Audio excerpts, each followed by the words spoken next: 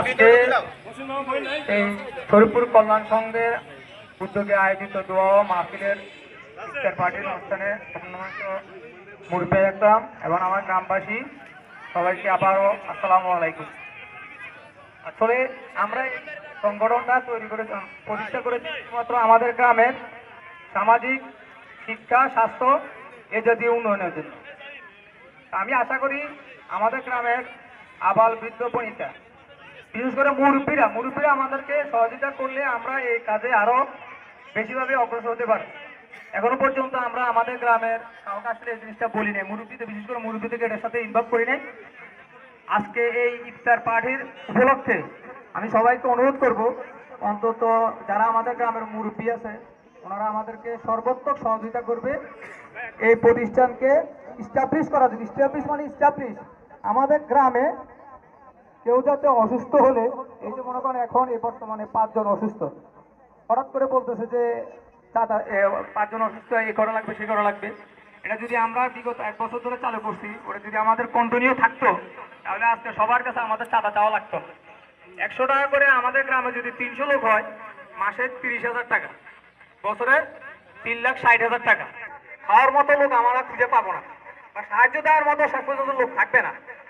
সেই ক্ষেত্রে আমি আশা করি আমাদের যে ইয়াং জেনারেশন তারা তো হেল্প করতেছে। আমাদের মুরব্বী, আমি আবারও বলতেছি, আমাদের মুরব্বী, আমি আজকে চাইছি আমাদের গ্রামের কোনো মুরব্বী যাতে অনুপস্থিত না থাকে। জানি না কেউ অনুপস্থিত আছে কিনা।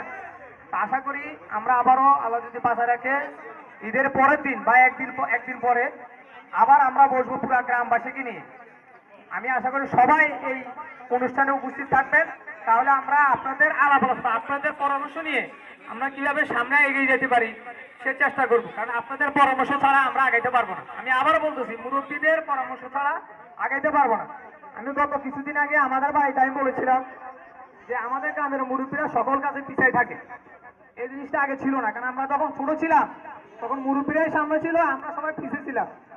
বিশেষ করে আমার আব্বা, তারপরে যে কাশেম দাদা, আলী আসাদ দাদা, হকসাদ দাদা, ওনারা যারা ছিল ওনাদের সামনে আমরা বসতামও না। এখন কিন্তু মুরব্বীরা পিছিয়ে থাকে, পোলাপাইন সামনে থাকে। আমরা চাচ্ছি যে, বিশেষ করে আমি চাচ্ছি যে আমাদের গ্রামের মুরব্বীরা আমাদের সামনে থাকবে, আমরা পিছিয়ে থাকবো, এবং মুরব্বীরা আমরা সেই মোতাবেক চলবো।